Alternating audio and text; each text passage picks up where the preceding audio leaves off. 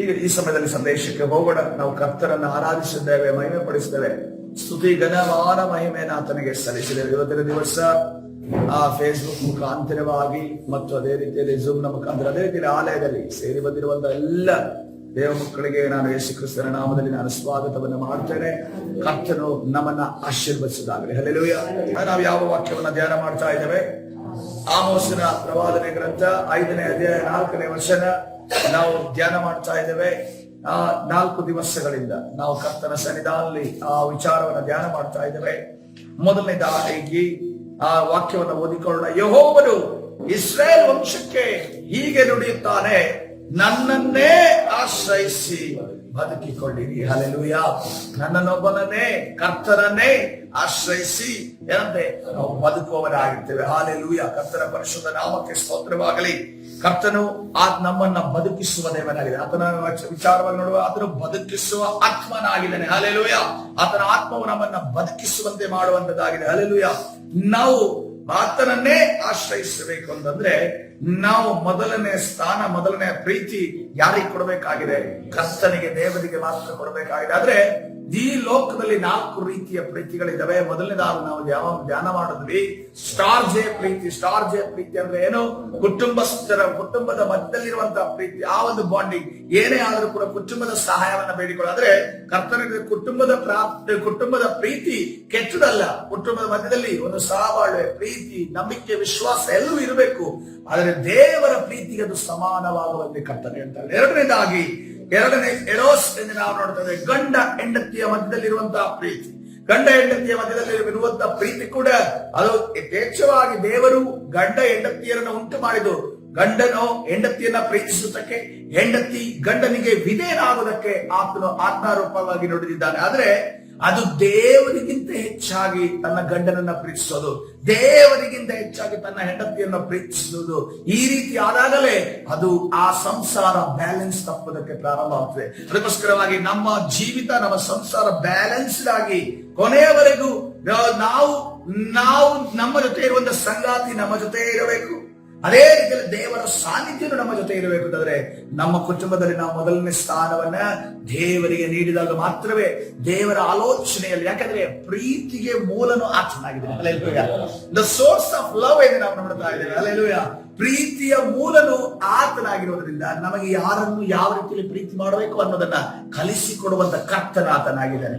ಇವತ್ತಿನ ದಿವಸ ನಾವು ಕಲೀಲಿಕ್ಕೆ ಹೋಗುವಂತ ಇನ್ನೊಂದು ಪ್ರೀತಿ ಫಿಲೆಯೋ ಎಂದು ನಾವು ನೋಡ್ತೇವೆ. ಫಿಲೆಯೋ ಅಂದ್ರೆ ಏನಂತಂದ್ರೆ ಸಹೋದರರ ಮಧ್ಯದಲ್ಲಿರುವಂತಹ ಪ್ರೀತಿ. ಅಂದ್ರೆ ಸಹೋದರ ಅಂದ್ರೆ ಫ್ರೆಂಡ್ಶಿಪ್. ಯಾರ ಸ್ನೇಹಿತರ ಮಧ್ಯದಲ್ಲಿ ಇರುವಂತ ಪ್ರೀತಿಯನ್ನ ಫಿಲೆಯೋ ಎಂದು ಕರೆಯುತ್ತಾರೆ. ಕರ್ತನ ವಾಕ್ಯ ಕೂಡ ರೋಮಾವರದ ಪತ್ರಿಕೆ 12ನೇ ಅಧ್ಯಾಯ 10ನೇ ವಚನ ಈ ರೀತಿಯಲ್ಲಿ ಹೇಳ್ತಾ ಇದೆ. ರೋಮಾವರದ ಪತ್ರಿಕೆ 12ನೇ ಅಧ್ಯಾಯ 10ನೇ ವಚನ, ಕ್ರೈಸ್ತ ಸಹೋದರರು ಅಣ್ಣ ತಮ್ಮಂದಿರೆಂದು ಒಬ್ಬರನ್ನೊಬ್ಬರು ಪ್ರೀತಿಸಿರಿ. ಹಲ್ಲೆಲೂಯಾ. ಕ್ರೈಸ್ತ ಸಹೋದರರು ಒಬ್ಬರನ್ನೊಬ್ಬರು ಅಣ್ಣ ತಮ್ಮಂದಿರೆಂದು ಪ್ರೀತಿಸಿರಿ, ಒಬ್ಬರನ್ನೊಬ್ಬರು ಪ್ರೀತಿಸಿರಿ. ಯಾಕಂದ್ರೆ ಪ್ರೀತಿಯ ಯಾಕೆ ಒಬ್ಬರೊಬ್ಬರ ಮೇಲೆ ನಂಬಿಕೆ ಇಡ್ರಿ ಅಂತ ಹೇಳಿಲ್ಲ, ಒಬ್ಬರೊಬ್ಬರ ಮೇಲೆ ನಿರೀಕ್ಷೆ ಇಡ್ರಿ ಅಂತ ಹೇಳಿಲ್ಲ, ಒಬ್ಬರೊಬ್ಬರ ಮೇಲೆ ತಾಳ್ಮೆಯಿಂದ ನಡೆದುಕೊಳ್ಳ್ರಿ ಅಂತ ಹೇಳಿಲ್ಲ, ಒಬ್ಬರೊಬ್ಬರ ಮೇಲೆ ಸಾವಾಳದಿಂದ ನಡೆದುಕೊಳ್ಳ್ರಿ ಅಂತ ಹೇಳಿಲ್ಲ. ಪ್ರೀತಿ ಇಡ್ರಿ ಅಂತ ಹೇಳ್ಕೊಂಡು ಯಾಕೆ ಹೇಳಿದ್ರೆ ಪ್ರೀತಿ ಎಲ್ಲವನ್ನ ಸಹಿಸಿಕೊಳ್ಳುತ್ತದೆ. ಹಲ್ಲೆಲೂಯಾ. ಪ್ರೀತಿ ಅನ್ನೋದು ಎಲ್ಲಾ ನೋವನ್ನು ನುಂಗಿಕೊಳ್ಳುತ್ತೆ, ಎಲ್ಲಾ ವಿಚಾರದಲ್ಲಿ ಬೆಂಬಲಕ್ಕೆ ನಿಲ್ಲುತ್ತೆ. ಪ್ರೀತಿ ಹೊಟ್ಟೆ ಕಿಚ್ಚು ಪಡೋದಿಲ್ಲ ಎಂದು ನಾವು ನೋಡ್ತಾ ಇದ್ದೇವೆ. ಅದಕ್ಕೋಸ್ಕರವಾಗಿ ಕರ್ತನು ಸಹೋದರರ ಮಧ್ಯದಲ್ಲಿ ಏನಿರಬೇಕು ಅಂತ ಕರ್ತನ ಹೇಳ್ತಾ ಇದ್ದಾನೆ, ಪ್ರೀತಿ ಇರಬೇಕು ಅಂತ ಹೇಳ್ತಾ ಇದ್ದಾನೆ. ಹಲ್ಲೆಲೂಯಾ. ಕರ್ತನ ಪರಿಶುದ್ಧ ನಾಮಕ್ಕೆ ಸ್ತೋತ್ರವಾಗಲಿ. ಕರ್ತನು ಆತನು ಪ್ರೀತಿಯ ಒಂದು ಮೂಲ ಸ್ವರೂಪನಾಗಿದ್ದಾನೆ, ಆತನ ಮೂಲವಾಗಿದ್ದಾನೆ. ಹಲ್ಲೆಲೂಯಾ. ಅದಕ್ಕೋಸ್ಕರವಾಗಿ ನೀವು ಸಹೋದರರು ಕೂಡ ನೀವು ಪ್ರೀತಿಯಿಂದ ಇರ್ರಿ. ಶಿಷ್ಯರಿಗೂ ಆತನ ಹೇಳ್ತಿರೋದು ನೀವು ಪ್ರೀತಿಯಿಂದ ಇರಬೇಕು ಅನ್ನೋದನ್ನ ಹೇಳಿದ್ರೆ. ಆದ್ರೆ ಅವರ ಮಧ್ಯದಲ್ಲಿ ಆ ಯೇಸು ಕ್ರಿಸ್ತನ ಇರುವಂತಹ ಸಂದರ್ಭದಲ್ಲಿ ಆ ಏಕತೆ ಇರಲಿಲ್ಲ. ಇಲ್ಲಂತಂದ್ರೆ ಪರಿಶುದ್ಧಾತ್ಮನ ಅನುಭವ ಯೇಸು ಕ್ರಿಸ್ತನ ಇರುವಾಗಲೇ ಅವರು ಅನುಭವ ಮಾಡ್ತಾ ಇದ್ರು. ಯಾಕಂದ್ರೆ ಪರಿಶುದ್ಧಾತ್ಮನನ್ನು ತುಂಬಿಸಿಕೊಂಡಂತ ಆ ಜೀವ ಸ್ವರೂಪನಾದ ದೇವರು ಮನುಷ್ಯಾಧಾರಿಯಾದವರ ಮುಂದೆ ಇದ್ದ. ಆದ್ರೆ ಆ ಅನುಭವವನ್ನು ಅವರು ಆವಾಗ ಹೊಂದಲಿಲ್ಲ. ಆದ್ರೆ ಕಡೆಗೆ ಯೇಸು ಕ್ರಿಸ್ತನ ಇಲ್ಲಿಂದ ಬಿಟ್ಟು ಹೋದ ನಂತರ, ತಂದೆಯ ಬಳಿಗೆ ಹೋದ ನಂತರ ಪರಿಶುದ್ಧಾತ್ಮನ ಎಂಬ ಸಹಾಯಕನು ಬರುವಾಗ ಅವರು ಏಕತೆಯಲ್ಲಿ ಒಬ್ಬರನ್ನೊಬ್ಬರು ಪ್ರೀತಿಸಿ ಕೂತಾಗ, ಮಾರ್ಕನ ಮನೆಯಲ್ಲಿ 120 ಮಂದಿ ಕೂತಂತ ಸಂದರ್ಭದಲ್ಲಿ ಅವರಲ್ಲಿ ಯಾವಾಗ ಒಬ್ಬರಿ ಮೇಲೆ ಒಬ್ಬರು ಪ್ರೀತಿ ಅಪರಿಮಿತವಾಗಿ ಒಬ್ಬರಿಗೋಸ್ಕರ ಒಬ್ಬರು ನಿಂತಿರೋ, ಆವಾಗ ಆ ಮನೆಯಲ್ಲಿ ಪರಿಶುದ್ಧಾತ್ಮನ ಅನುಭವ ಉಂಟಾಯಿತು ಎಂದು ನಾವು ನೋಡ್ತೇವೆ. Hallelujah, hallelujah. ಅದೇ ರೀತಿಯಲ್ಲಿ ಕರ್ತನು ಕೂಡ ಆತನು ಈ ರೀತಿಯಲ್ಲಿ ಹೇಳ್ತಾನೆ, ಯೋಹಾನನ ಸುವಾರ್ತೆ 11ನೇ ಅಧ್ಯಾಯ 33ನೇ ವಚನ. ಕರ್ತನ ಜೀವಿತದಲ್ಲಿ ಕೂಡ ಆತನು ಈ ಭೂಲೋಕದಲ್ಲಿ ಇದ್ದಾಗ ಆತನು ಪೂರ್ಣ ಮನುಷ್ಯನು, ಪೂರ್ಣ ದೇವರು ಆಗಿರೋದ್ರಿಂದ ಆತನಿಗೆ ಆತನಿಗೆ ದೈವ ಆಲೋಚನೆಗಳು ಇದು. ಅದೇ ರೀತಿ ಮನುಷ್ಯರಿಗೆ ಆಗುವ ಹಸಿವು, ಮನುಷ್ಯನಿಗೆ ಆಗುವಂತ ನಿದ್ದೆ, ಮನುಷ್ಯನಿಗೆ ಆಗುವಂತ ಎಲ್ಲಾ ಒಂದು ವಿಚಾರಗಳು ಆತನ ದೇಹದಲ್ಲಿ ಇದ್ದವು. ಅದಕ್ಕೋಸ್ಕರ ಹೋಗಿ ಅಲ್ಲಿ 33ನೇ ವಚನದಲ್ಲಿ ಇಲ್ಲೇನ್ ನಡೀತಿದೆ, ಲಾಜರನು ಸತ್ತೋಗಿದ್ದಾನೆ, ಲಾಜರನ ಸಮಾಧಿಯಲ್ಲಿ ಹೂಣಿಟ್ಟಿದ್ದಾರೆ. ಈ ವಿಷಯವನ್ನ ಗೊತ್ತಾದ ನಂತರ 4 ದಿವಸಗಳಾದ ನಂತರ ಯೇಸು ಕ್ರಿಸ್ತನು ಆ ಒಂದು ಊರಿಗೆ ಬೆಥಾನ್ಯಕ್ಕೆ ಆತನು ಬರ್ತಾ ಇದ್ದಾನೆ. ಆಕೆ ಅಲ್ಲಿ ನಾವು ನೋಡ್ತಾ ಇದ್ದೇವೆ, ಅಲ್ಲಿ ಅಲ್ಲಿರುವಂತ ಗೋಳಾಟವನ್ನ, ಮರಿಗಳು ಮಾರ್ತಳು ಗೋಳಾಡುವುದನ್ನ ನೋಡಿ, ಆಕೆ ಗೋಳಾಡುವುದನ್ನ, ಆಕೆಯ ಸಂಗಡ ಇದ್ದ ಯಹೂದ್ಯರು ಗೋಳಾಡುವುದನ್ನು ಯೇಸು ಕಂಡಾಗ ಆತ್ಮದಲ್ಲಿ ನೊಂದುಕೊಂಡು ತತ್ತರಿಸಿ ಅವನನ್ನು ಎಲ್ಲಿ ಇಟ್ಟಿದ್ದೀರಿ ಎಂದು ಕೇಳಿದನು. ಅವರು, ಸ್ವಾಮಿ ಬಂದು ನೋಡು ಅಂದರು. ಯೇಸು ಕಣ್ಣೀರು ಬಿಟ್ಟನೆಂದು ನಾವು ನೋಡುತ್ತೇವೆ. ಹಲ್ಲೆಲೂಯಾ. ತನ್ನ ಪ್ರೀತಿಯ ಸ್ನೇಹಿತನು ಸಹೋದರನು ಆಗಿರುವಂತ ಲಾಜರನು ಸತ್ತಾಗ ಒಂದು ಮಾನುಷಿಕವಾಗ ಮನುಷ್ಯನ ಫೀಲಿಂಗ್ಸ್ ಭಾವನೆಯಾಗಿರುತ್ತದೋ ಅದೇ ರೀತಿಯಲ್ಲಿ ಯೇಸು ಕ್ರಿಸ್ತನು ಕಣ್ಣೀರಿಡುವುದನ್ನು ನಾವು ನೋಡ್ತಾ ಇದ್ದೇವೆ. ಅದಕ್ಕೆ ಯಹೂದ್ಯರು ನೋಡಿ ಈ ರೀತಿಯಲ್ಲಿ ಹೇಳ್ತಾರೆ, ಆಹಾ, ಈತನು ಅವನ ಮೇಲೆ ಎಷ್ಟೋ ಮಮತೆ ಇಟ್ಟಿದ್ದನು. ಹಲ್ಲೆಲೂಯಾ. ಎಷ್ಟೋ ಮಮತೆ, ಎಲ್ಲಿಯೊಟ್ಟಿಗೆ ಮಮತೆ ಇಟ್ಟಿದ್ದನು ಅಂತಂದ್ರೆ ಆತನನ್ನ ಜೀವದಿಂದ ಎಬ್ಬಿಸುವ ತನಕ. ಹಲ್ಲೆಲೂಯಾ. ನನ್ನ ಸ್ನೇಹಿತನನ್ನ ನನ್ನ ಪರ್ಮಿಷನ್ ಇಲ್ಲದೆ ಯಾವ ಮರಣವು ಮುಟ್ಟಿದೆಯೋ ಆ ಮರಣವನ್ನ ನಾನು ಸಾಕ್ಷಿಸಿ, ಅದೇ ಆ ಮರಣವನ್ನ ನಾನು ಗದರಿಸಿ, ನಾನು ಮತ್ತೆ ನನ್ನ ಸ್ನೇಹಿತನನ್ನ ತಿರುಗಿ ಬರುವಂತೆ ಮಾಡಲು ಶಕ್ತನಾದ ನಾನು ಒಳ್ಳೆ ಸ್ನೇಹಿತನಾಗಿದ್ದೇನೆ ಅನ್ನೋದನ್ನ ಯೇಸು ಕ್ರಿಸ್ತನು ಹೇಳಿಕೊಟ್ಟಿದ್ದಾರೆ. ಹಲ್ಲೆಲೂಯಾ. ಇವತ್ತಿನ ದಿವಸ ನಾವೆಲ್ಲರೂ ಕೂಡ ನಮಗೆ ಫ್ರೆಂಡ್ಸ್ ಅಂದ್ರೆ ಬಹಳ ಇಷ್ಟ, ಸ್ನೇಹಿತರಂದ್ರೆ ಬಹಳ ಇಷ್ಟ. ನಮಗೊಬ್ಬ ಒಳ್ಳೆ ನಿಷ್ಕಳಂಕ, ಯಾವುದೇ ಹೃದಯದಲ್ಲಿ ಕುಂದು ಕೊರತೆ ಇಲ್ಲದ, ಯಾವುದೇ ಕಪಟತೆ ಇಲ್ಲದ, ಯಾವುದೇ ಮೋಸ ಇಲ್ಲದ ಸ್ನೇಹಿತನು ಒಬ್ಬನು ಇದ್ದಾನೆ ಅನ್ನೋದಾದ್ರೆ ಅದು ಯೇಸು ಕ್ರಿಸ್ತನಾಗಿದೆ. ಹಲ್ಲೆಲೂಯಾ. ನೋಡ್ರಿ, ಈ ಲಾಜರನಿಗೆ ಎಂತ ಕೃಪೆ ಸಿಕ್ಕಿತು ಅಂದ್ರೆ, ಆತನಿಗೆ ಯೇಸು ಕ್ರಿಸ್ತನು ಶಾರೀರಿಕವಾಗಿಯೂ ಕೂಡ ಸ್ನೇಹಿತನಾಗಿದ್ದನು, ಅದೇ ರೀತಿಯಲ್ಲಿ ಆತ್ಮಿಕವಾಗಿ ಕೂಡ ಸ್ನೇಹಿತನಾಗಿದ್ದನು. ಹಲ್ಲೆಲೂಯಾ. ಎಂತ ಕೃಪೆ ಅಲ್ವಾ. ಆ ಲೋಕದಲ್ಲಿರುವಾಗ ತನ್ನ ಫ್ರೆಂಡ್, ಸ್ನೇಹಿತ ಯೇಸು ಕ್ರಿಸ್ತನಂದ್ರೆ ಲಾಜರನ ಎಷ್ಟು ಧನ್ಯನಾಗಿದ್ದಾನೆ. ಹಲ್ಲೆಲೂಯಾ. ಅಂತ ಒಂದು ಸ್ನೇಹಿತನನ್ನ ಪಡೆಯುವುದಕ್ಕೆ ಲಾಜರನ ಧನ್ಯನಾಗಿದ್ದಾನೆ, ಆಶೀರ್ವದಿಸಲ್ಪಟ್ಟವನಾಗಿದ್ದಾನೆ. ನಮಗೆ ಆ ಕೃಪೆ ಇಲ್ವಲ್ಲ ಒಂದು ಅನಿಸ್ತದೆ. ಆದ್ರೆ ನಮ್ಮ ದೇವರು ಎಷ್ಟು ನಮಗೆ ಈ ಒಂದು ಕಾಲದಲ್ಲಿ ನಮಗೆ ಎಷ್ಟು ನಮ್ಮ ಮೇಲೆ ಕೃಪೆಯನ್ನು ಸುರಿಸಿದ್ದಾನೆ ಅಂತಂದ್ರೆ, ಲಾಜರನಿಗಿಂತ ಹೆಚ್ಚಾಗಿ ಕರ್ತನು ಎಲ್ಲಾ ಕಡೆ. ಒಂದು ವೇಳೆ ಈಗ ನೋಡ್ರಿ, ಲಾಜರನು ಸತ್ತಿದ್ದಾನೆ, 4 ದಿವಸ ಆಗಿದೆ, ಸಾಯುವಂತ ಸಂದರ್ಭದಲ್ಲಿ ಸ್ನೇಹಿತನಿಲ್ಲ. ಅವನಿಗೇನು ಶಾರೀರಿಕವಾಗಿ ಹೆಂಗ ಅನಿಸ್ತಾ ಇದೆ, ಶಾರೀರಿಕವಾಗಿ ಯೇಸು ನನ್ನ ಜೊತೆ ಇಲ್ಲಲ್ಲ ಅಂತ. ಆದ್ರೆ ನಮ್ಮ ಜೊತೆ ಆದ್ರೂ ಕರ್ತನು ಎಲ್ಲ ಕಡೆ ನಮ್ಮ ಜೊತೆಯಲ್ಲಿ ಇರುವಾತನಾಗಿದ್ದಾನೆ. ಹಲ್ಲೆಲೂಯಾ. ನಾವು ಲಾಜರನಿಗಿಂತ ನಾವು ಧನ್ಯರಾಗಿದ್ದೇವೆ. ಹಲ್ಲೆಲೂಯಾ. ಯಾಕಂದ್ರೆ ನಮಗೊಬ್ಬ ಒಳ್ಳೆ ಸ್ನೇಹಿತರು ಆತನ ಯೇಸು ಕ್ರಿಸ್ತನಾಗಿದ್ದಾನೆ. ಹಲ್ಲೆಲೂಯಾ. ಕರ್ತನ ಪರಿಶುದ್ಧ ನಾಮಕ್ಕೆ ಸ್ತೋತ್ರವಾಗಲಿ. ಈ ಆಂಪ್ಲಿಫೈಡ್ ವರ್ಷನ್ ಆಗಿ ಅದು ಯೋಹಾನನ ಸುವಾರ್ತೆ 11ನೇ ಅಧ್ಯಾಯ 36ನೇ ವಚನವನ್ನ ಆಂಪ್ಲಿಫೈಡ್ ವರ್ಷನ್ ಅಲ್ಲಿ ಈ ರೀತಿಯಲ್ಲಿ ಬರೆದಿದೆ. So the Jews were saying, he see how he loved him as a close friend. Hallelujah.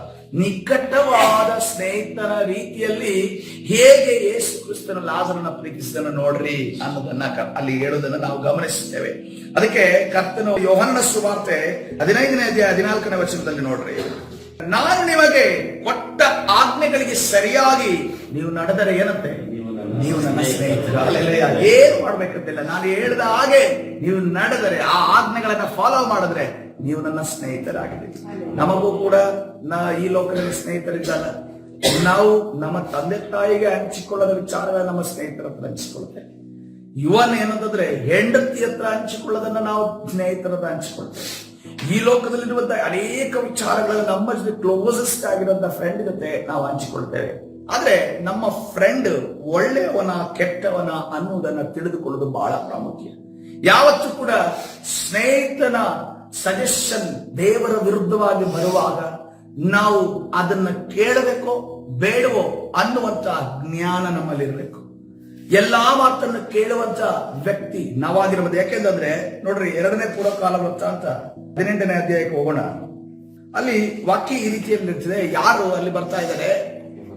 ಯೆಹೋಷಾಫಾಟನ ಯಾರಾಗಿದ್ದಾನೆ? ಯಹೂದ ದೇಶದ ಅರಸನಾಗಿದೆ. ಯಹೂದ ದೇಶದಲ್ಲಿ ಸ್ವಲ್ಪವಾದ್ರೂ ದೇವರ ಒಂದು ಪರಿಮಳ ಇರುವಂತಹ ಜಾಗ ಅದು. ಆ ಸಮಯದಲ್ಲಿ ಇನ್ನೂ ಕೂಡ ದೇವರ ಚಿತ್ತದ ಪ್ರಕಾರವಾಗಿ ಜನರು ಜೀವಿಸಿದ್ದ ಸ್ವಲ್ಪವಾದ್ರೂ ಇದ್ದಂತ ಒಂದು ಜಾಗ ಅದಾಗಿದೆ. ಆದ್ರೆ ಇನ್ನೊಬ್ಬ ವ್ಯಕ್ತಿ ಇದರಲ್ಲಿ, ಅವನ ಹೆಸರು ಅಹಾಬ ಅಂತ ಹೇಳಿ. ಅವನು ದುಷ್ಟ ರಾಜರಲ್ಲಿ ಒಬ್ಬ. ಆ ದುಷ್ಟ ರಾಜರಲ್ಲಿ ಒಬ್ಬ. ಅವನು ಎಲ್ಲ ಆಳ್ತಾ ಇದ್ರೆ ಇಸ್ರೇಲ್ ಪ್ರಾಂತ್ಯದಲ್ಲಿ ಆತನು ಆ ದೇಶವನ್ನ ಆಳ್ತಾ ಇದ್ದಾನೆ. ಈಗ ಇವರಿಬ್ಬರಿಗೆ ಏನಾಗಿದೆ, ಈ ಯಹೂದ ಪ್ರಾಂತದ ಅರಸನು ಇಸ್ರೇಲ್ ದೇಶದ ಅರಸನು ಏನ್ ಮಾಡ್ಕೊಂಡಿದ್ದಾರೆ? ಬೀಗತನವಾಗಿ ಯಾವ ಫ್ರೆಂಡ್ಶಿಪ್ ಆಗಬಾರ್ದಿತ್ತೋ ಅಲ್ಲಿ ಸಾಮಾನ್ಯ ಪ್ರಜೆಯೇ ಫ್ರೆಂಡ್ಶಿಪ್ ಡೇಂಜರಸ್. ಇಲ್ಲಿ ಯಾರ ಫ್ರೆಂಡ್ಶಿಪ್ ಆಗಿದೆ? ಇಲ್ಲಿ ರಾಜರುಗಳ ಫ್ರೆಂಡ್ಶಿಪ್ ಆಗಿದೆ. ಬೀಗತನ ಸಂಬಂಧ ಮಾಡ್ಕೊಂಡಿದ್ದಾರೆ. ನೋಡುವಾಗ ನೋಡ್ರಿ, ಯೆಹೋಷಾಫಾಟನಿಗೆ ಬಹಳ ಧನಘನತೆಗಳು ಉಂಟಾದವು. ಅವನು ಅಹಾಬನೊಡನೆ ಬೀಗತನ ಮಾಡಿ ಕೆಲವು ವರ್ಷಗಳಿಂದ ಸಮರಕ್ಕೆ ಹೋದಾಗ ಅವನಿಗೋಸ್ಕರ ಅವನೊಡನೆ ಏನ್ ಮಾಡ್ತಾನೆ? ಅವನು ಔತಣ ಕೂಟವನ್ನ ಸಿದ್ಧಪಡಿಸಿ. ನಮಗೆ ಅವನು ಬೀಗತನ ಮಾಡಿದ್ದು ಪ್ರಾಮುಖ್ಯ ಅಲ್ಲ. ಮುಂದೆ ಹೋಗೋಣ. ಮುಂದೆ ಏನಾಗುತ್ತೆ ಅಂತಂದ್ರೆ, ಒಂದು ಯುದ್ಧವನ್ನ ರಾಮೋತ್ ಗಿಲ್ಯಾದಿನ ವಿರುದ್ಧವಾಗಿ ಯುದ್ಧ ಮಾಡಬೇಕು. ಯಾರು ಯುದ್ಧ ಮಾಡಬೇಕು? ಅಹಾಬನ ಯುದ್ಧ ಮಾಡಬೇಕು. ಯಾರನ್ನ ಕರೀತಿದ್ದಾನೆ? ಯೆಹೋಷಾಫಾಟನನ್ನು ಕರೀತಿದ್ದಾನೆ. ಯೆಹೋಷಾಫಾಟನಿಗೆ ಆ ರಾಮೋತ್ ಗಿಲ್ಯಾದಿನ ವಿರುದ್ಧವಾಗಿ ಏನಾದ್ರೂ ದ್ವೇಷ ಇದೆಯಾ, ಅಥವಾ ಏನಾದ್ರೂ ಮಾತುಕತೆ ಇದೆಯಾ, ಏನಾದ್ರೂ ವ್ಯವಹಾರ ಇದೆಯಾ? ಏನಿಲ್ಲ. ಯಾರಿಗಿರೋದು? ಅಹಾಬನಿಗಿರೋದು. ಅಹಾಬನಿಗೆ ಈ ರೀತಿಯಲ್ಲಿ ತನ್ನ ಆ ಒಂದು ದೇಶದ ಮೇಲೆ ಆಕ್ರಮಣ ಮಾಡಬೇಕು ಅಂತಂದಾಗ, ನಾವೆಬ್ಬರು ಕೂಡ ಬೀಗರಾಗಿದ್ದಾರೆ, ನಾವಿಬ್ಬರು ಕೂಡ ಸ್ನೇಹಿತರಾಗಿದ್ದೇವೆ, ನಾವು ಯುದ್ಧಕ್ಕೆ ಹೋಗೋಣ ಅಂತ ಅನ್ಕೊಂಡು ಯೆಹೋಷಾಫಾಟನನ್ನ ಕರೀತಾನೆ. ಯೆಹೋಷಾಫಾಟ ಹಿಂದೆ ಮುಂದೆ ನೋಡದೆ ಏನ್ ಮಾಡ್ತಾನೆ? ಒಂದು, ಬೀಗತನ ಮಾಡ್ಕೊಂಡ. ಎರಡನೇದಾಗಿ ನೋಡುವಾಗ ಯುದ್ಧಕ್ಕೆ ಹೋಗುವುದಕ್ಕೆ ಸಿದ್ಧತೆ ಆದ. ಆದ್ರೆ ಸಿದ್ಧತೆ ಆದ ನಂತರ ಅದಕ್ಕೆ ಯಾರನ್ನ ಕೇಳ್ತಾ ಇದ್ದಾನೆ? ಪ್ರವಾದಿಗಳನ್ನ ಕೇಳ್ತಾ ಇದ್ದಾನೆ. ಯಾರಾದ್ರೂ ಪ್ರವಾದಿ ಇದ್ದಾರ, ದೇವರಿಂದ ನಡೆಸಲ್ಪಡುವಂತ ಪ್ರವಾದಿ ಇದ್ದಾರ ಅಂತ ಕೇಳುವಾಗ, ಪ್ರವಾದಿಯನ್ನ ಕರೀರಿ ಅಂತ ಅನ್ಕೊಂಡು ಹೇಳುವಾಗ, ಅವನಿಗೆ ಯಾರು ಅಹಾಬನಿಗೆ ಇಷ್ಟವಾದ, ಅಂದ್ರೆ ಅಹಾಬನಿಗೆ ಎಲ್ಲಾ ಸಮಯದಲ್ಲಿ ಹೌದು ನೀನ್ ಮಾಡಿದ್ದೆ ಸರಿ, ನೀನ್ ಮಾಡಿದ್ದೆ ಸರಿ ಅನ್ನುವ ರೀತಿಯಲ್ಲಿ ಹೇಳುವಂತ ಪ್ರವಾದಿಗಳನ್ನ ಕರೆಯುತ್ತಾನೆ. ಕರೆದು ನೀವು ಹೋಗ್ಬಹುದು, ನೀವು ಯುದ್ಧದಲ್ಲಿ ಜಯಿಸುತ್ತೀರಿ ಅಂತ ಅನ್ಕೊಂಡು ಹೇಳಿದ ನಂತರ ಯೆಹೋಷಾಫಾಟನ ಕೇಳ್ತಾ ಇದ್ದಾನೆ. ಸ್ವಲ್ಪ ದೇವರ ರಸ ಇದ್ದಂತ ಯೆಹೋಷಾಫಾಟನ ಕೇಳ್ತಾ ಇದ್ದಾನೆ, ಇನ್ಯಾರು ಪ್ರವಾದಿಗಳಿಲ್ವಾ? ಈ ಒಂದು ಪ್ರವಾದಿಗಳನ್ನ ಬಿಟ್ಟು ಬೇರೆ ಯಾರು ಇಲ್ಲ, ಮತ್ತೊಬ್ಬನಿದ್ದಾನೆ. ಯೋನಸಲ್ಲಿ ಇಲ್ಲಿ 7ನೇ ವಚನದಲ್ಲಿ, ನಮಗೋಸ್ಕರ ಯೆಹೋವನ ಸನ್ನಿಧಿಯಲ್ಲಿ ವಿಚಾರಿಸಬಲ್ಲವನಾದ ಇನ್ನೊಬ್ಬ ಪ್ರವಾದಿ ಇರುತ್ತಾರೆ. ಅವನು ಇಮ್ಲನ ಮಗನಾದ ಮಿಕಾಯೇಹು ಎಂಬವನು. ಆದರೆ ನಾನು ಅವನನ್ನ ಹಗೆ ಮಾಡುತ್ತೇನೆ. ಅವನು ನನ್ನನ್ನು ಕುರಿತು ಯಾವಾಗಲೂ ಶುಭವನ್ನಲ್ಲ ಅಶುಭವನ್ನೇ ಮುಂತಿಳಿಸುತ್ತಾನೆ ಎಂದು ಉತ್ತರ ಕೊಟ್ಟನು. ಹಲ್ಲೆಲೂಯಾ. ಯಾಕೆ ಮಿಕಾಯೇಹು ಅಶುಭವನ್ನ ನುಡಿತಾನೆ? ದೇವರು ಏನು ಹೇಳ್ತಾರೋ ಅದನ್ನು ನಾನು ಅಷ್ಟೇ ಹೇಳ್ತಿದ್ದುದು. ನಾವು ಕೆಲವು ಬಾರಿ ಅಥವಾ ಈ ಅವನು ದೇವರಿಗೆ ವಿರುದ್ಧವಾದ ಕಾರ್ಯಕ್ಕೆ ಹೋದಂತ ಸಂದರ್ಭದಲ್ಲಿ ಸತ್ಯ ಪ್ರವಾದಿಗಳು ಯಾವುದೇ ಕಾರಣಕ್ಕೂ ಅಲ್ಲಿ ಮಿಕಾಯೇಹು ಏನಂತಾರೆ? ಇನ್ನು ಹೋಗು, ಚೆನ್ನಾಗಾಗುತ್ತೆ ನಿಂಗೆ ಅಂತ ಏನು ಹೇಳೋದಿಲ್ಲ. ಅವ್ರು ಏನ್ ಹೇಳ್ತಾರೆ? ನೀವು ಹೋಗು, ದೇವರ ಚಿತ್ತ ಇಲ್ಲ ಅಂತ ಅನ್ಕೊಂಡು ಹೇಳ್ತಾನೆ. ಅದೇ ರೀತಿಯಲ್ಲಿ ಮಿಕಾಯೇಹು ದೇವರಿಂದ ನಡೆಸಲ್ಪಡುವಂತ ಈ ಪ್ರವಾದಿ ಯಾವಾಗ ದೇವರ ವಿರುದ್ಧವಾದ ಕಾರ್ಯವನ್ನು ಅಹಾಬನು ಮಾಡ್ಲಿಕ್ಕೆ ಹೋಗ್ತಾ ಇದ್ನೋ, ಅವನು ಏನ್ ಮಾಡ್ತಾ ಇದ್ದ? ನೀನು ಹೋಗ್ಬೇಡ, ನೀನು ಮಾಡಬೇಡ, ನೀನು ಹೇಳಬೇಡ ಅನ್ನುವ ರೀತಿಯಲ್ಲಿ ತಡೀತಾ ಇದ್ದ. ನಿನಗೆ ಇದರಲ್ಲಿ ಅಶುಭ ಉಂಟಾಗುತ್ತದೆ ಅಂತ ಅನ್ಕೊಂಡು ಹೇಳ್ತಾ ಇದ್ದ. ಇದು ಇವನಿಗೆ ಏನಾಗ್ತಾ ಇತ್ತು? ಇರಿಟೇಟ್ ಫೀಲ್ ಆಗ್ತಾ ಇತ್ತು. ಅದೇ ರೀತಿಯಲ್ಲಿ ಇವತ್ತಿನ ದಿನಮಾನದಲ್ಲಿ ಕೆಲವು ಬಾರಿ ಸೇವಕರಿಗೆ ನಾವು ಫೋನ್ ಮಾಡಿ ಕೇಳ್ತೇವೆ, ಏನು ಪಾಸ್ಟರ್ ನಾವ್ ಏನ್ ಮಾಡೋದೋ ಬೇಡವೋ ಅಂತ ಅನ್ಕೊಂಡು ಕೇಳ್ತೇವೆ. ನಾವೇನ್ ಮಾಡ್ತೀವಿ? ಫುಲ್ ನಮ್ಮ ಹೃದಯ ಸಿದ್ಧ ಆಗಿರುತ್ತೆ ಮಾಡೋದಕ್ಕೆ. ಇನ್ನೇನು ಗ್ರೀನ್ ಸಿಗ್ನಲ್ ಕೊಟ್ರೆ ನಾನು ಮಾಡ್ತೀನಿ ಅಂತ ಅನ್ಕೊಂಡಿರುತ್ತೆ. ಆದ್ರೆ ನಮ್ಗೆ ಗ್ರೀನ್ ಸಿಗ್ನಲ್ ಮಾತ್ರ ಕಾಣುತ್ತೆ.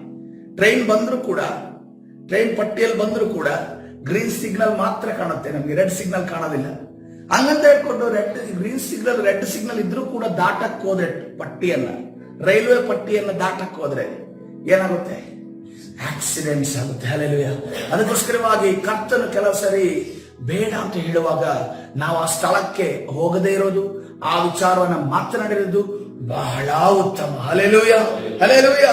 ಇಲ್ಲಿ ಏನಾಗ್ತಾ ಇದೆ, ಈತರು ಆದ ನಂತರ ತದನಂತರ ನೋಡುವಾಗ ಮಿಕಾಯ ಹೇಳ್ತಾನೆ, ಇದರಲ್ಲಿ ನೀವು ಸೋತ್ತೀರಾ, ಈ ಯುದ್ಧಕ್ಕೆ ಹೋಗ್ಬೇಡಿ ಅಂತ ಅನ್ಕೊಂಡ್ರೆ ಹೇಳಿದ ನಂತರನು ಈ ಯೆಹೋಷಾಫಾಟನು ಅವನು ಯುದ್ಧಕ್ಕೆ ಹೋಗ್ತಾರೆ.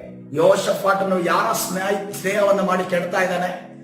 ಆಹಾಬನ ಸ್ನೇಹವನ್ನ ಮಾಡಿ ಕೆಡ್ತಾ ಇದ್ದಾನೆ. 29ನೇ ವಚನಕ್ಕೆ ಬರೋಣ. ಇಸ್ರಾಯೇಲರ ಅರಸನು ಯೆಹೋಷಾಫಾಟನಿಗೆ, ನಾನು ವೇಷ ಹಾಕಿಕೊಂಡು ರಣರಂಗಕ್ಕೆ ಬರುವೆನು, ನೀನಾದರೂ ನಿನ್ನ ರಾಜವಸ್ತ್ರಗಳನ್ನ ಧರಿಸಿಕೊಂಡೇ ಬಾ ಎಂದು ಹೇಳಿ ವೇಷ ಹಾಕಿಕೊಂಡರು. ತರುವಾಯ ರಣರಂಗಕ್ಕೆ ಹೋದರು. ಅಲ್ಲಿ ಎಂತ ಸ್ನೇಹಿತ ನೋಡ್ರಿ. ಯಾಹಬ ಹೇಳ್ತಾ ಇದ್ದಾನೆ ಯೆಹೋಷಾಫಾಟನಿಗೆ, ನಾನು ಮೇನ್ ಪರ್ಸನ್, ನಾನೇ ಯುದ್ಧ ಅನೌನ್ಸ್ ಮಾಡಿರೋದು, ನಾನೇ ಯುದ್ಧಕ್ಕೆ ಮೊದಲನೇ ಒಂದು ಕುಮ್ಮಕ್ ಕೊಟ್ಟಿರೋದು. ಆದ್ರೆ ಅವನೇ ಹೇಳ್ತಾ ಇದ್ದಾನೆ ಯೆಹೋಷಾಫಾಟನಿಗೆ, ನಾನು ವೇಷ ಹಾಕಿಕೊಂಡು ರಣರಂಗಕ್ಕೆ ಬರುವೆನು. ಯೆಹೋಷಾಫಾಟನ ಬುದ್ಧಿ ಜ್ಞಾನ ಎಲ್ಲೋಗಿತ್ತು ನನಗೆ ಗೊತ್ತಿಲ್ಲ. ಈತನು ಯೆಹೂದ ಪ್ರಾಂತದ ರಾಜ, ಪ್ರಜೆಗಳನ್ನ ಆಳುವಂತ ವ್ಯಕ್ತಿ. ಪ್ರಜೆಗಳನ್ನ ಆಳುವಂತ ವ್ಯಕ್ತಿ ಹತ್ರ ಒಬ್ಬ ಹೇಳ್ತಾ ಇದ್ದಾನೆ, ಯುದ್ಧಕ್ಕೆ ಹೋಗೋಣ, ಆದ್ರೆ ಯುದ್ಧದಲ್ಲಿ ನಾನು ವೇಷ ಹಾಕಿಕೊಂಡು ಬರ್ತೇನೆ, ನೀನು ಹಂಗೆ ರಾಜನ ವಸ್ತ್ರದಲ್ಲಿ ಹೋಗು. ಶತ್ರು ಯಾರು ನೋಡಿತಾನೆ? ರಾಜನ ಯಾರು ರಾಜ ಅಲ್ಲಿ ಕಾಣೋದು? ರಾಜನ ಯೆಹೋಷಾಫಾಟ ಕಾಣ್ತಾನೆ. ಹಾಗಾದ್ರೆ ಯೆಹೋಷಾಫಾಟನ ಬುದ್ಧಿ ಎಲ್ಲೋಯ್ತು? ಇವತ್ತಿನ ದಿವಸ ಸ್ನೇಹಿತರ ಮಾತನ್ನ ನೇರವಾಗಿ ಮಕ್ಕಳ ಹಾಗೆ ಕೇಳಿಕೊಂಡು ನಾವು ತಪ್ಪಾದ ಮಾರ್ಗದಲ್ಲಿ ಹೋಗ್ತೀವಲ್ಲ. ಇವತ್ತಿನ ದಿವಸ ನಮ್ಮ ಆಲೋಚನೆಯನ್ನ, ನಮ್ಮ ವಿಚಾರಗಳನ್ನ ನಾವು ವಿಚಾರಿಸ್ಬೇಕು, ದೇವರ ಬಳಿಯಲ್ಲಿ ವಿಚಾರಿಸ್ಬೇಕು. ನಮಗೆ ಮುಂದೆ ಬಂದ ಕೂಡಲೇ ನಾವು ಅನೇಕ ಬಾರಿ ಏನಂತಂದ್ರೆ, ಸ್ನೇಹಿತರಿಗೆ ಏನಾದ್ರೂ ನೋವು ಅಂದ್ಬಿಟ್ರೆ, ಅವನೇನಾದ್ರೂ ಬೇಸರ ಮಾಡ್ಕೊಬಿಟ್ರೆ, ಅವನೇನ ನನ್ನನ್ನು ಬಿಟ್ಟು ಹೋಗ್ಬಿಟ್ರೆ, ಅವರೇನ ನನ್ನಿಂದ ದೂರ ಹೋಗ್ಬಿಟ್ರೆ, ನಮ್ಮ ಫ್ರೆಂಡ್ಶಿಪ್ ಹಾಳಾಗ್ಬಿಟ್ರೆ, ಫ್ರೆಂಡ್ಶಿಪ್ ಕಟ್ ಆಗ್ಬಿಟ್ರೆ ಏನೂ ಆಗಲ್ಲ. ಹಲ್ಲೆಲೂಯಾ. ಇಲ್ಲಿ ನೋಡ್ರಿ, ಅವನು ಮುಖಸ್ತುತಿಯನ್ನ ಅಲ್ಲಿ ಏನು ಮಾತನ್ನ ಹೇಳ್ತಾನೆ ಯೆಹೋಷಾಫಾಟನು, ನೀನಾದರೂ ನಿನ್ನ ರಾಜವಸ್ತ್ರಗಳನ್ನ ಧರಿಸಿಕೊಂಡೇ ಬಾ ಎಂದು ಹೇಳಿ ವೇಷ ಹಾಕಿಕೊಂಡು ತರುವಾಯ ರಣರಂಗಕ್ಕೆ ಹೋಗೋನು. ಒಂದು ಪ್ರಶ್ನೆ ಆದ್ರೂ, ನೀನು ವೇಷ ಹಾಕೊಂಡು ಹೋಗ್ತಿದ್ಯಲ್ಲಪ್ಪ, ನಾನು ರಾಜವಸ್ತ್ರದಲ್ಲಿ ಹೋಗ್ತೀನಿ, ಶತ್ರು ಯಾರು ಹೊಡಿತಾರೆ ಅಂತ ಅನ್ಕೊಂಡು ಕೇಳೋದಕ್ಕೆ ಅವನಿಗೆ ಜ್ಞಾನ ಇಲ್ಲ. ಯಾಕೆ ಜ್ಞಾನ ಇಲ್ಲ? ಅವನು ಸಂಪೂರ್ಣವಾಗಿ ಅಹಾಬನ ಒಂದು ಜಾಲಕ್ಕೆ, ಅವನ ಬಲೆಗೆ ಸಿಕ್ಕಾಕೊಂಡಿದ್ದಾನೆ. ನೋಡ್ರಿ, ಫ್ರೆಂಡ್ಶಿಪ್ ಅನ್ನೋದು, ಸ್ನೇಹ ಅನ್ನೋದು ಅದು ಬಹಳ ಒಂದು ಪವಿತ್ರವಾದದ್ದು. ಯೇಸು ಕ್ರಿಸ್ತನು ಅದನ್ನೇ ಹೇಳಿದ್ದಾನೆ. ಆದ್ರೆ ನಾವು ಬಲೆಗೆ ಸಿಕ್ಕಾಕೊಂಡ ರೀತಿಯಲ್ಲಿ ಒದ್ದಾಡಬಾರ್ದು. ದೇವರಿಗಿಂತ ಹೆಚ್ಚಾಗಿ ಯಾವುದೇ ಕಾರಣಕ್ಕೂ ಯಾವ ಫ್ರೆಂಡ್ ಕೂಡ ನಮ್ಮ ಜೀವಿತದಲ್ಲಿ ಇರಬಾರ್ದು. ನಮಗೆ ಮೊದಲ friend, best friend, close friend ಅದು ಯೇಸು ಕ್ರಿಸ್ತನೇ ಇರಬೇಕು. ಹಲ್ಲೆಲೂಯಾ. ನೀವ್ ಹೆಂಗಿರಬೇಕು ಅಂತಂದ್ರೆ, ನೀನು ಹೇಳಿದ ವಿಚಾರವನ್ನ ನನ್ನ ಕ್ಲೋಸ್ ಫ್ರೆಂಡ್ ಆಗಿರುವಂತ ಯೇಸುವಿನ ಬಳಿ ಕೇಳ್ಕೊಂಡು ಬರ್ತೇನೆ. ಆ ಕೇಳ್ಕೊಂಡು ಬಂದ ನಂತರನೇ ನಾನು ಮುಂದಿನ ವಿಚಾರಕ್ಕೆ ಮುಂದೆ ಹೋಗ್ತೇನೆ. ಆದ್ರೆ ಇವನೇನು ಮಾಡ್ದ? ಏನು ಕೇಳಿಲ್ಲ. ಕೇಳಿದ ನಂತರ ಏನ್ ಹೇಳ್ದ ಮಿಕಾಯವು? ಯುದ್ಧಕ್ಕೆ ಹೋಗ್ಬೇಡಿ ಅಂತ ಹೇಳಿದ. ಆವಾಗ ಇವನು ಈ ಯೆಹೋಷಾಫಾಟನ ಏನನ್ಬೇಕಿತ್ತು? ನೋಡಪ್ಪ, ಪ್ರವಾದಿ ಮಾತು ಮೇನು, ಅವನು ಮುಂದೆ ಆಗುದನ್ನು ತಿಳಿಸಿದ್ದಾನೆ, ನಾವು ಆತನ ಮಾತನ್ನೇ ಕೇಳಬೇಕು. ನಾವೀಗ ಈ ಯುದ್ಧಕ್ಕೂ ಎಲ್ಲ ಬೇಡ, ನಾನು ನನ್ನ ದೇಶಕ್ಕೆ ನಾನು ರಿಟರ್ನ್ ಹೋಗ್ತೇನೆ ಅಂತ ಅನ್ಕೊಂಡು ಹೇಳಬೇಕಿತ್ತೋ ಬೇಡವೋ? ಹೇಳಬೇಕಿತ್ತು, ಆದ್ರೆ ಹೇಳಲಿಲ್ಲ. ಕೊನೆಗೆ ಯಾವ ರೀತಿಯಲ್ಲಿ ಸಂಪೂರ್ಣವಾಗಿ ಈ ಆಹಾಬ ಏನ್ ಮಾಡ್ತಾರೆ? ಸತ್ರೆ ಯಾರು ಸಾಯಲಿ? ಯೆಹೋಷಾಫಾಟ ಸಾಯಲಿ, ನಾನು ಬದುಕಬೇಕು. ಇದು ಫ್ರೆಂಡ್ಶಿಪ್ ಅಲ್ಲ, ಇದು ಫ್ರೆಂಡ್ಶಿಪ್. ಈಗಿನ ಫ್ರೆಂಡ್ಶಿಪ್ ಇದೆಯಲ್ಲ, ಆ ಕಾಲದಲ್ಲಿ ಆತ ಫ್ರೆಂಡ್ಶಿಪ್ ಇದೆ. ಈಗಿನ ಫ್ರೆಂಡ್ಶಿಪ್ ಆಲೋಚನೆ ಮಾಡಿದ್ರೆ ಬಹಳ ಡೇಂಜರಸ್. ಆನಂತರ ರಥಬಲದ ಅಧಿಪತಿಗಳು ಯೆಹೋಷಾಫಾಟನನ್ನು ಕಂಡಾಗ ನೋಡ್ರಿ, ಅವನೇ ಇಸ್ರಾಯೇಲರ ಅರಸನೆಂದು ನೆನೆಸಿ ಅವನಿಗೆ ವಿರೋಧವಾಗಿ ಯುದ್ಧ ಮಾಡೋದಕ್ಕೆ ಅವರನ್ನು ಸುತ್ತಿಕೊಂಡರು.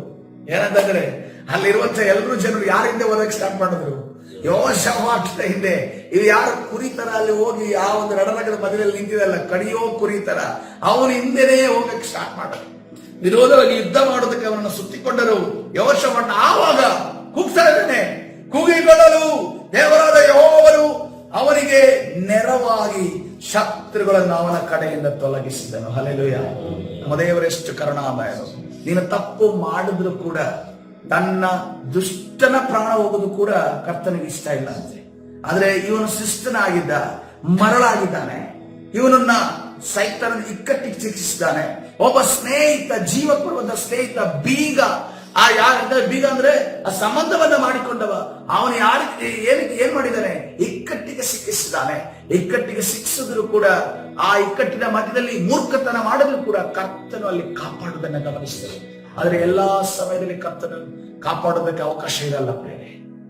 ಅದಕ್ಕೋಸ್ಕರವಾಗಿ ನಮ್ಮ ಸ್ನೇಹ ಯಾರ ಜೊತೆ ಇದೆ, ನಾವು ಯಾರನ್ನ ಫಾಲೋ ಮಾಡ್ತಾ ಇದೀವಿ, ನಾವು ಯಾವ ಯಾವ ಆಲೋಚನೆಗಳನ್ನ ಅವರಿಂದ ತಗೋತಾ ಇದೀವಿ, ಅವ್ರು ಏನೇನು ಮಾತಾಡ್ತಾರೆ, ಅವರ ದೇವರ ವಾಕ್ಯದ ವಿರುದ್ಧವಾಗಿ ಏನೇನು ಮಾತಾಡ್ತಾರೆ ಅನ್ನೋದನ್ನ ನಾವು ಗಮನಿಸಬೇಕು. ಅದೇ ರೀತಿ 32ನೇ ವಚನದಲ್ಲಿ ಅವನು ಇಸ್ರಾಯೇಲ ಅರಸನಲ್ಲವೆಂಬುದು ರಥಬಲದ ಅಧಿಪತಿಗಳಿಗೆ ಗೊತ್ತಾದಾಗ ಅವರು ಅವನನ್ನ ಬಿಟ್ಟು ಹಿಂದಿರುಗಿದರು. ಹಲ್ಲೆಲೂಯಾ.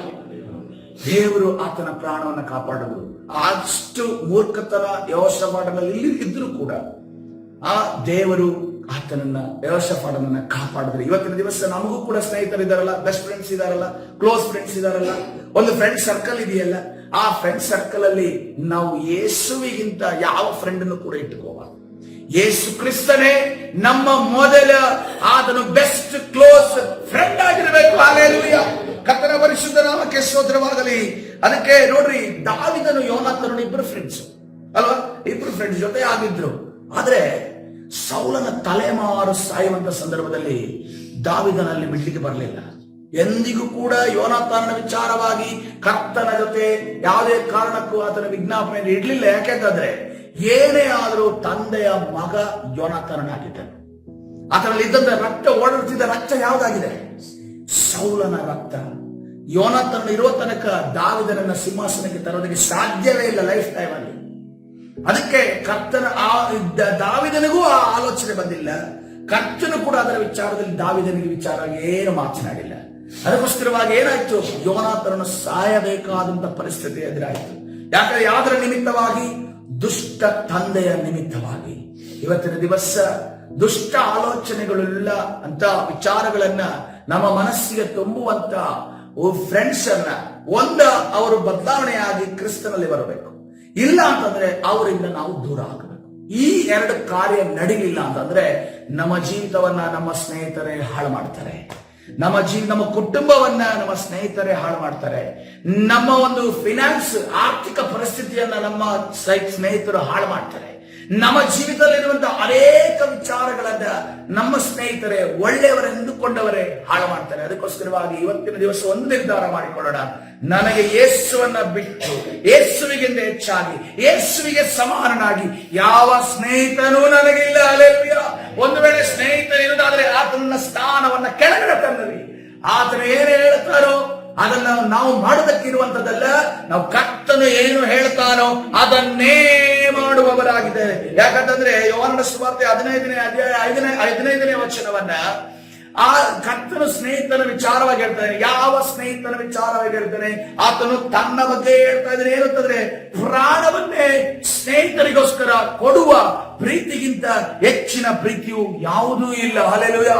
ನಮಗೋಸ್ಕರ ಪ್ರಾಣವನ್ನು ಕೊಟ್ಟಂತ ಸ್ನೇಹಿತನು ಯಾರಾಗಿದ್ದಾನೆ ಪ್ರಿಯರೇ? ನಮಗೋಸ್ಕರ ಪ್ರಾಣವನ್ನು ಕೊಟ್ಟಂತ ಸ್ನೇಹಿತನು ಯೇಸು ಕ್ರಿಸ್ತನಾಗಿದ್ದಾನೆ. ಹಲ್ಲೆಲೂಯಾ. ನಾನು ನಿಮಗೆ ಕೊಟ್ಟ ಆಜ್ಞೆಗಳಿಗೆ ಸರಿಯಾಗಿ ನೀವು ನಡೆಯುವುದಾದರೆ ನೀವು ನನ್ನ ಸ್ನೇಹಿತರು.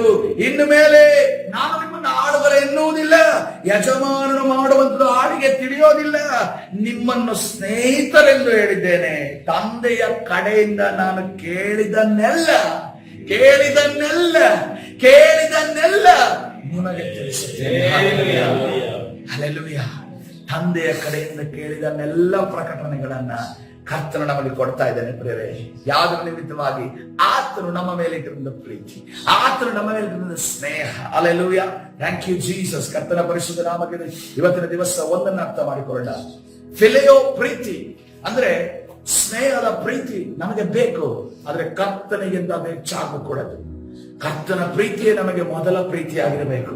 ಅದಕ್ಕೋಸ್ಕರವಾಗಿ ಕರ್ತನ ಏನ್ ಹೇಳ್ತಾನೆ? ನೀವು ನನ್ನನ್ನ ಆಶ್ರಯಿಸಿಕೊಳ್ಳಿರಿ, ಆಗ ನೀವು ಬದುಕಿಕೊಳ್ಳುವಿರಿ. ಹಲ್ಲೆಲೂಯಾ. ಕರ್ತನ ಸನ್ನಿಧಿಯಲ್ಲಿ ಇವತ್ತಿನ ದಿವಸ ನಾವು ಮತ್ತೆ ತಿರುಗಿ ನಮ್ಮನ್ನು ನಾವು ಕರ್ತನ ಕರಗಳಿಗೆ ಸಮರ್ಪಿಸೋಣ. ನಮ್ಮ ಜೀವಿತದಲ್ಲಿರುವಂತಹ ಸ್ನೇಹಿತರು ಎಷ್ಟೋ ನಿಕಟವಾದ ಸ್ನೇಹ ನಮಗಿರಬಹುದು. ಅವರ ಮಾತನ್ನು ಕೇಳದೆ ನಾವು ಒಟ್ಟಿಗೆ ಕೂತ್ಕೊಂಡು ಊಟ ಮಾಡ್ತಿರಬಹುದು, ಒಟ್ಟಿಗೆ ಕೂತ್ಕೊಂಡು ತಿಂಡಿ ಮಾಡ್ತಿರಬಹುದು, ಒಟ್ಟಿಗೆ ಒಂದೇ ಹೊಟ್ಟಲಲ್ಲಿ ಊಟ ಮಾಡ್ತಿರಬಹುದು, ಎಲ್ಲಾ ಮಾಡ್ತಿರಬಹುದು. ಆದ್ರೆ ಇವತ್ತಿನ ದಿವಸ ನಿನ್ನ ತಟ್ಟೆಯಲ್ಲಿ ಊಟ ಮಾಡೋದಕ್ಕೆ ಆ ಸ್ನೇಹಿತನಿಗೆ ಇರುವಂತ ಕ್ವಾಲಿಟಿ ಇರುವಂತದ್ದು ಯೇಸು ಕ್ರಿಸ್ತನಿಗೆ ಮಾತ್ರವೇ. ಆತನು ನಮಗೆ ಕೊಟ್ಟಿರುವಂತದ್ದು ಆತನ ದೇಹ ಮತ್ತು ರಕ್ತ ಬೇರೆ. ಆತನ ಮೇಜಿನಲ್ಲಿ ನಾವು ಕುಳಿತುಕೊಂಡು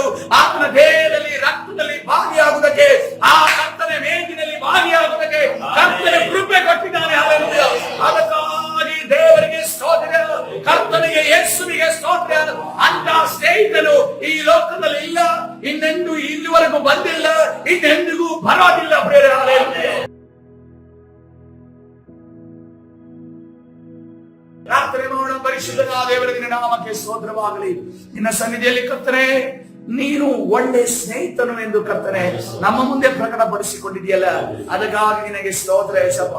ಕರ್ತನೆ, ಅಬ್ರಹಾಮನನ್ನು ನಿನ್ನನ್ನು ನೋಡುವಾಗ ಕರ್ತನೆ ನಮಗೆ ಸಂತೋಷ. ಕರ್ತನೆ, ಅಂತ ಸ್ನೇಹಿತರನ್ನ ಕರ್ತನೆ ಸ್ನೇಹವನ್ನ, ಆ ಪ್ರೀತಿಯನ್ನ ಆತನಿಗೆ ಏನು ಕೊಟ್ಟಲ್ಲ. ಕರ್ತನೆ, ಲಾಜರನನ್ನು ನಿನ್ನನ್ನು ನೋಡುವಾಗ ಶಾರೀರಿಕವಾದ ಒಂದು, ಅದೇ ರೀತಿ ಆತ್ಮಿಕವಾಗಿಯೂ ಕರ್ತನೆ ಆತ್ಮಸ್ವಾಮಿ ನಿನ್ನ ಸ್ನೇಹವನ್ನು ಅನುಭವ ಮಾಡಿದ್ದಲ್ಲ. ಪರಿಶುದ್ಧಾತ್ಮನೇ, ಈ ಸಮಯದಲ್ಲಿ ಕರ್ತನೆ ನಮ್ಮನ್ನೆಲ್ಲರನ್ನ ಆವರಿಸು. ಕರ್ತನೆ ರಾಜ, ನಮಗೆ ಫ್ರೆಂಡ್ ಯಾರು ಎಂದು ಅರ್ಥ ಮಾಡಿಕೊಳ್ಳುವಂತಹ ಕೆಪಾಸಿಟಿಯನ್ನ, ಜ್ಞಾನವನ್ನ, ವಿವೇಕವನ್ನು ಕೊಡು ಸ್ವಾಮಿ. ಕರ್ತನೆ, ಯೋಷಾಫಾಟನ ರೀತಿಯಲ್ಲಿ ಮೂರ್ಖರಂತೆ ವರ್ತಿಸದೆ ಸ್ವಾಮಿ, ನಾವು ಕರ್ತನೆ ಜ್ಞಾನಿಗಳಾಗುವ ಹಾಗೆ ಕರ್ತನೆ ನಿನ್ನ ಜ್ಞಾನವನ್ನು ಹುಡುಕುವ ನಿನ್ನ ಕಾರ್ಯ ಮಾಡು. ಕರ್ತನೆ, ವಿರೋಧವಾಗಿ ಸ್ವಾಮಿ ನಮ್ಮನ್ನ ಕರ್ತನೆ ಈ ಲೋಕದ ಆಲೋಚನೆ ಪ್ರಕಾರವಾಗಿ ಸ್ನೇಹಿತರ ಬಾಯಿಂದ ನುಡಿಯುವಂತಹ ಮಾತುಗಳನ್ನು ಕೇಳುವಂತೆ, ಅದೇ ದಾರಿಯಲ್ಲಿ ಹೋಗುವಂತೆ ಪ್ರೇರೇಪಿಸುವಂತ ಎಲ್ಲ ಸೈತಾನನ ಕಾರ್ಯಗಳು ಲಯವಾಗಲಿ. ಆದರೆ ಬಿಡುಗಡೆಯನ್ನು ದಯಪಾಲಿಸು. ಒಂದು ವೇಳೆ ಕರ್ತನೆ ನಮ್ಮ ಕುಟುಂಬ, ನಮ್ಮ ಆರ್ಥಿಕ ವ್ಯವಸ್ಥೆ, ಕರ್ತನೆ ನಮ್ಮ ಮನೆ, ಕರ್ತನೆ ನಮ್ಮ ತಂದೆ ತಾಯಿ, ನಮ್ಮ ಹೆಂಡತಿ ಮಕ್ಕಳು, ಕರ್ತನೆ ನಮ್ಮ ಕರ್ತನೆ ರಾಜ ಎಲ್ಲಾ ವಿಚಾರಗಳು ನಮ್ಮ ಸ್ನೇಹಿತರ ಮಾತಿನ ಉರುಳಿಗೆ ಸಿಕ್ಕಾಕಿಕೊಂಡಿದ್ದಾರೆ. ಇವತ್ತಿನ ದಿವಸ ಕರ್ತನೆ ಆ ಬಲೆ ಮುರಿಯುವುದಕ್ಕಾಗಿ ಸ್ತೋತ್ರ ಯೇಸುವಿನ ನಾಮದಲ್ಲಿ. ಕರ್ತನೆ, ಬಿಡುಗಡೆ ಆಗಲಿ ಯೇಸುವಿನ ನಾಮದಲ್ಲಿ. ಬಿಡುಗಡೆ ಕೊಟ್ಟು ನಡೆಸಬೇಕಾಗಿ ಸ್ತೋತ್ರ. ಆಶೀರ್ವದಿಸು, ಬಲಪಡಿಸು. ಕರ್ತನಾದ ಯೇಸು ಸ್ವಾಮಿ ಹೆಸರಲ್ಲಿ ಪ್ರಾರ್ಥನೆ ಹೊಂದಿಕೊಳ್ತೇನೆ, ಜೀವವುಳ್ಳ ತಂದೆ.